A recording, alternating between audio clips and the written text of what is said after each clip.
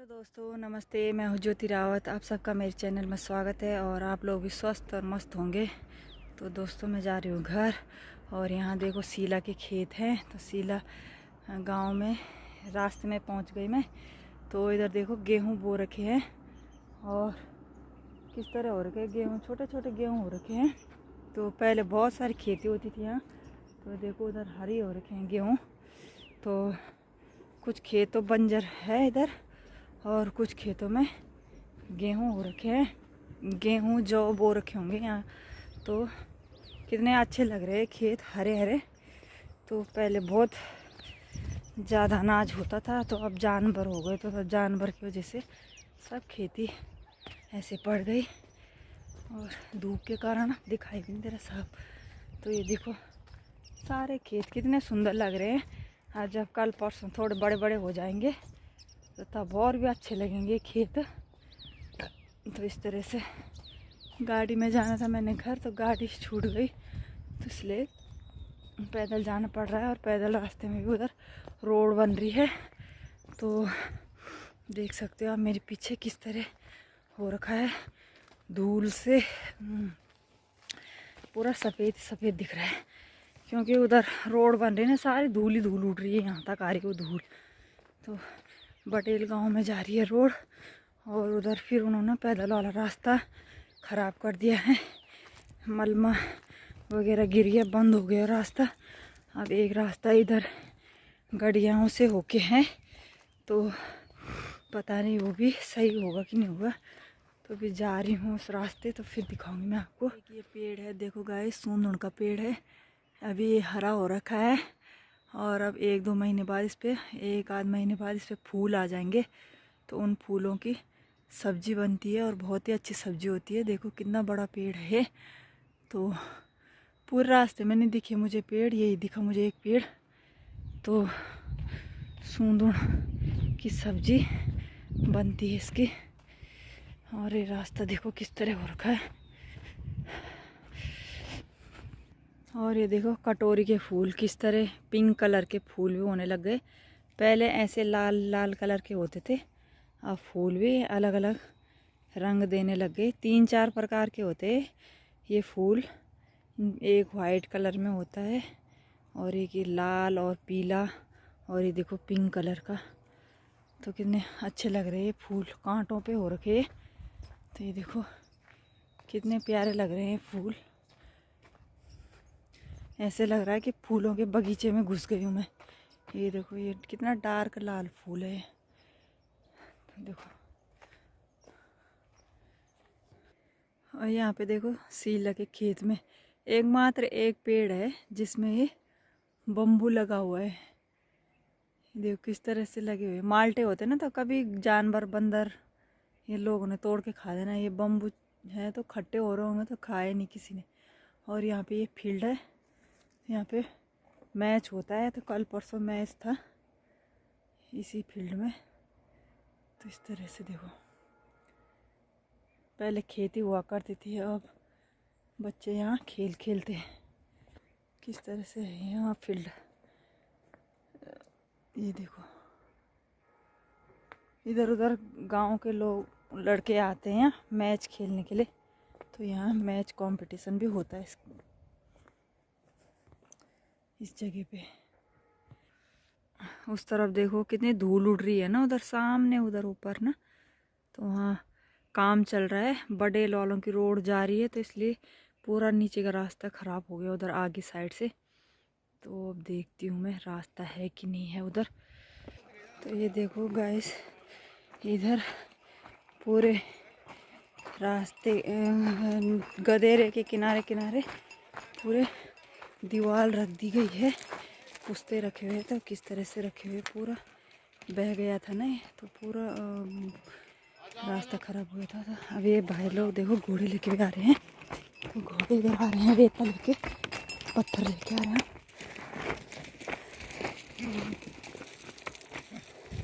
कल गाना भाई ना भाई के अच्छा। तो ये भाई जी देखो घोड़े में पत्थर लेके जा रहे हैं शीला के साइड। और इधर पूरा काम चल रहा है इधर। और ये पुल तो ज्यों करते हुए हैं और इस साइड भी पूरा पुस्ते रख दिए गए हैं, ऊपर तक रख रहे हैं नीचे नदी के साइड से। और ये रास्ता है इधर, तो मुझे जाना है इस रास्ते, तो देखती हूँ। और उधर काम चल रहा है इधर। और वो ससुर जी और दीदी लोग भी पैदल ही आए, तो ये देखो काम चल रहा है उधर। और मैं जा रही हूँ इस रास्ते पैदल। तो देखो किस तरह आंवले का पेड़, तो इस पे आंवले भी नहीं आ रखे इस बार। पिछली बार तो आ रखे थे, तो कोई कोई दिख रहे हैं इसमें आंवले। देखो दिख भी नहीं रहे धूप की वजह से।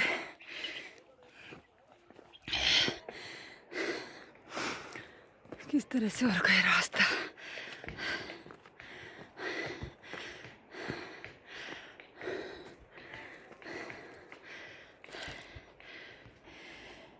तो ये नदी के साइड से बन रही है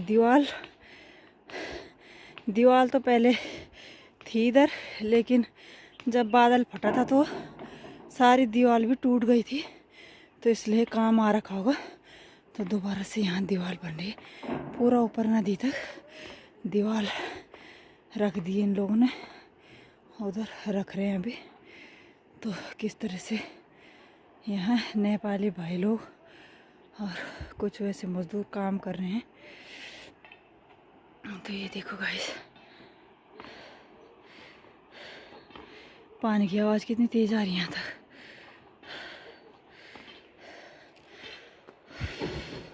तो हमारा रास्ता नीचे साइड छूट गया इधर, क्योंकि उधर रोड बन रही है, तो सारा मलमा गिर रहा है, उधर बंद हो रखा। तो ये है गड़ियाओं का रास्ता। तो कुछ इस तरह से हो रखा है ये रास्ता भी। ये भी पूरा रोड की वजह से सारा रास्ता ख़राब हो रखा था। तो जा रही मैं इधर, तो बना होगा इधर रास्ता। बोल रहे थे वो ससुर जी कि रास्ता बना हुआ है। किस तरह हो रखा पूरा ये रोड खराब, रोड बनने के चक्कर में पूरा रास्ता ही खराब हो रखा है। तो जा रही हूँ अभी मैं, दिखाती हूँ मैं आगे।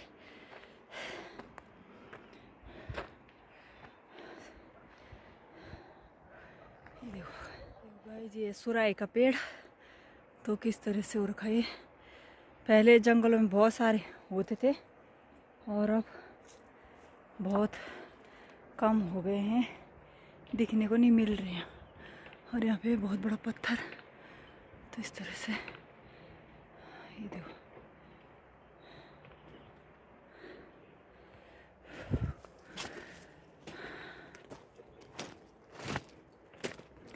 तो इस तरह से हो रखा है पूरा रास्ते का हालत।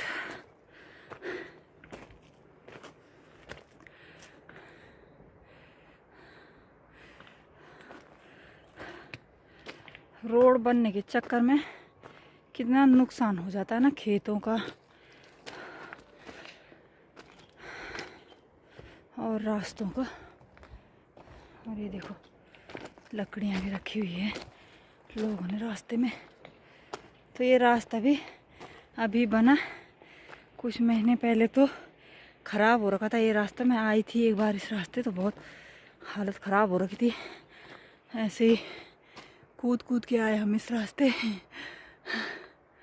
लेकिन अभी थोड़ा ठीक कर दिया गांव वालों ने आने जाने के लिए, क्योंकि अब गांव से लोग पैदल आते हैं। अब खाली आएगा इंसान तो किराया 60-70 रुपये पड़ रहे हैं। तो गांव के लोग ये सोचते हैं कि चलो पैदल ही चले जाते हैं, जब खाली जा रहे हैं तो इतने पैसों से साग सब्जी लेके आएंगे। तो ये देखो, तो ऐसे ही आज मैं भी पैदल ही जा रही हूँ। गाड़ी छूट गई थी, मैंने जाना सुबह गाड़ी में ही था, लेकिन छूट गई, तो अब पैदल ही जाना है। और पैदल जाने में कोई दिक्कत नहीं है, लेकिन मैं सोच रही थी कि गाड़ी में जाती तो जल्दी पहुंच जाती।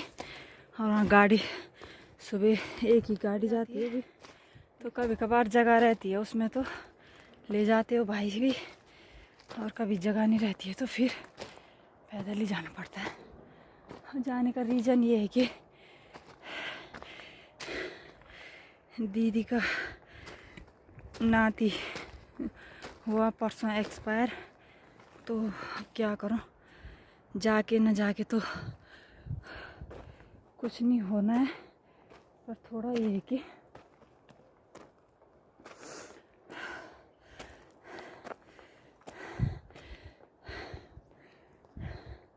चले जाती हूँ मैं, तो इसलिए अब वहाँ बेटी के यहाँ जाते तो वहाँ जाने के लिए बच्चों के साथ कोई है नहीं, तो फिर वहाँ जाने में ये है कि बच्चों के साथ कौन रहेगा, बच्चों के साथ कोई नहीं है यहाँ, फिर उनको छोड़ के भी नहीं जा सकते हैं, दूर है गांव, और गाड़ी भी वहाँ जाने को तो मिल जाएगी लेकिन आने को मुश्किल है। तो इसलिए दीदी के सामने चले जाती हूँ मैं। कोई किसी को बचा के तो लाता नहीं है, लेकिन क्या करे, उसकी किस्मत में इतना ही लिखा होगा। किस्मत क्या है, हम भी आज यहाँ हैं, कल पता नहीं कहाँ होंगे। अपना अपना भाग्य है वो तो।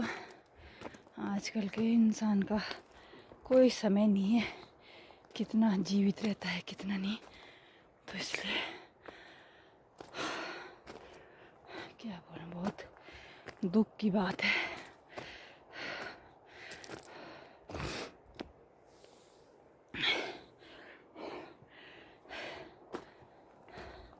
तो ये देखो पूरा रास्ता कैसे हो रखा है।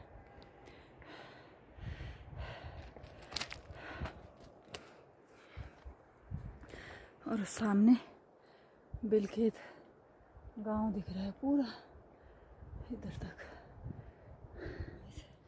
रोड बनने के चक्कर में ना कितने बड़े बड़े पेड़ों का नुकसान हुआ है। आम के पेड़ थे और ये मालू का था, ये बेल देखो कितनी बड़ी है, मालू का पेड़ था ये। तो ये देखो कितने पेड़ों का नुकसान हो जाता है ना जब ये रोड वगैरह बनती है। तो ये देखो किस तरह से आम के पेड़ हुआ करते थे इस साइड पे, तो सारा नुकसान हो जाता है जब रोड बनती है। तो इंसान के लिए ना सब चीज़ ज़रूरी है, रास्ता भी होना ज़रूरी है, रोड भी होना ज़रूरी है। कभी दुख सुख लग गया तो पैदल कब तक जाएगा बंदा। और ये देखो टांटी का पत्ता पड़ा हुआ है एक, तो इस पे ना बीज तो है नहीं क्योंकि ये कच्चा ही गिर गया होगा ना। तो ये देखो छोटे छोटे बीज हो रखे इस पे, कच्चा ही गिर गया होगा। तो ये देखो ये घास वालों ने घास के पत्ते काटे होंगे तो इसलिए कच्चा ही गिर गया। तो इस पे ये बीज हो रखा था। तो ये बीज होते बड़े बड़े बीज होते, जितना ये निशान है गोल इतने बड़े बड़े बीज होते हैं। किस तरह से ये पूरा बिहाल दिख रहा है। यहाँ से भी सीधा नीचे नदी और ऊपर से भी छोटे छोटे पत्थर गिर रहे हैं। तो डर लग रहा है इस रास्ते में जाना है। तो ये अभी एक लड़का भी आए इस रास्ते से, उधर बडेल वाले भी इसी रास्ते आ रहे हैं, चला गया उधर पेड़ों के साइड से।